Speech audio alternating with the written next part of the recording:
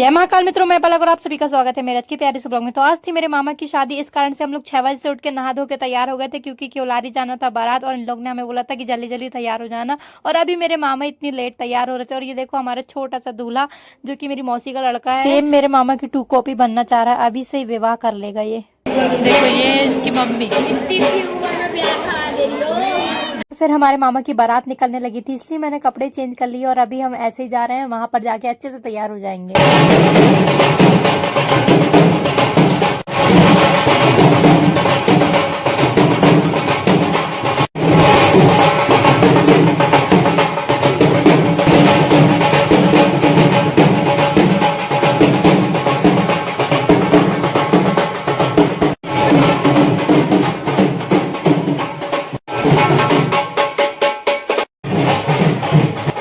साहब, ये नागपुर की गली इतनी छोटी है कि एक साथ 2-4 लोग निकल ही सकते, लाइन से निकलना पड़ता है। और यहाँ पे ना कुछ तो भी रस्म हो रही थी, जो कि मैंने देखा, लेकिन मेरे समझ के बाहर था। तो मैं चली जाती हूँ यहाँ से, डायरेक्ट बस में बैठ जाती हूँ जाके, और वहीं से थोड़ी बहुत बारात देख लेती हूँ। और उसके बाद हम लोग यहाँ से प्रस्थान करते हैं क्योलारी सालीवाड़ा जाने के लिए। तो यहाँ पे ना बहुत धीरे चला रहा था बस वाला।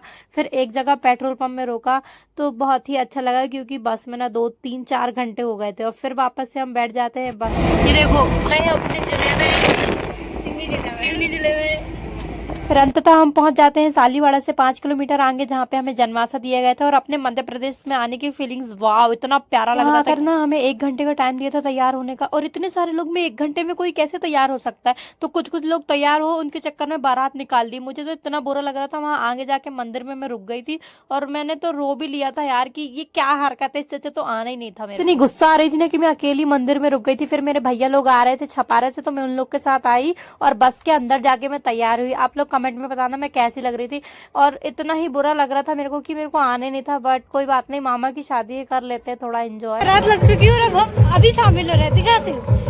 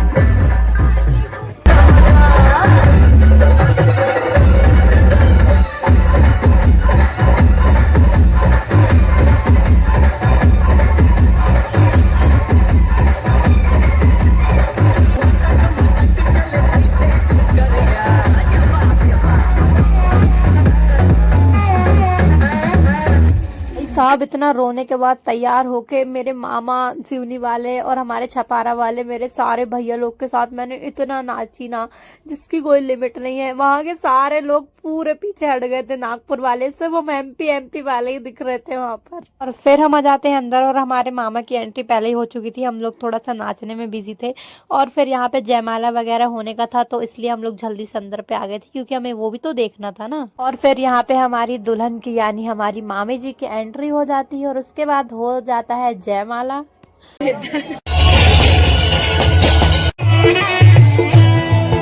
हो जाता है जयमाला, और उसके बाद हमारे मामा मामी जी फायर गन चलाते हैं, थोड़े फोटो वोटो लेने के लिए, स्वैग दिखाने के लिए। मामी तुम बर्तन धुलाओ, हम तुम्हारे साथ हैं। ये देखो, ये हमारे मामा मामी, और इन्हें भी ले लिया हमने अपने ब्लॉग में सामने से। और फिर हम लोग खा लेते हैं खाना अपने मामा लोगों के साथ। तो आप सभी का स्वागत है मेरी आज की प्यारी से ब्लॉग में। तो बिना देरी किए ब्लॉग यहीं एंड करते हैं। Bye bye. सच्ची बताऊं तो मित्रों इतनी हंसी आ रही थी क्योंकि नागपुर वालों का शादी वाले दिन ही मेन फंक्शन में ही पोपट हो गया, क्योंकि वहाँ पे हमारे गाने बज रहे थे, नागपुर वाले नहीं तो मोए मोए हो गया बेचारों का। इसको भी दहेज समझ के ये लोग घर ले जाने की तैयारी में हैं। ये सारे लोग देखते जाओ, ये सारा दहेज समझ के उठाते जा रहे हैं। और मित्रों आधी रात में हम लोग इतनी मस्ती कर रहे थे ना जिसकी कोई हद नहीं। शादी चल रही थी शादी वाले घर पे और यहाँ पे पार्टी थी, तो हम लोग यहीं पर थे और यहीं पर सोफे खसका रहे थे और मस्त यहाँ फोटो वोटो ले रहे थे, क्योंकि उसको खसका के फोटो लेना था तो ज्यादा बेटर आ रही थी। और डीजे बजाना तो अलाउड नहीं है हमारे एमपी में इतनी देर तक, लेकिन हमने फिर भी बजाया और फिर भी मस्ती की है। बहुत ही ज्यादा मजा आ रहा है। भाई साहब ये छछुंदर लोग ऐसे नहीं मजे कर लेते। टूटे टूटे लोग भिड़े हैं यहाँ पे रात के 2 बजे। जा रहे हैं शादी वाले घर, बताते हैं आगे क्या क्या होता है सब बताएंगे। शादी वाला घर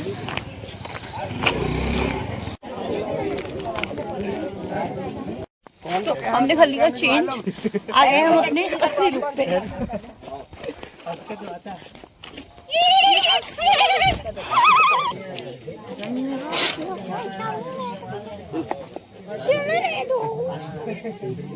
यहाँ हो रहा है कन्यादान और हम लोग बैठ के पचा रहे हैं। कैसे लग रहा है अपने असली वाले रूप पे।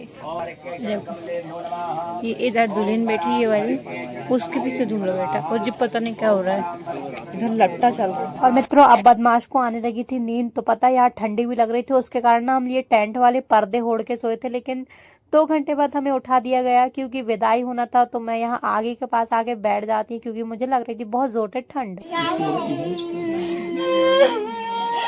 ओ लीलू मत रोवे, हाय लीलू मत रोवे।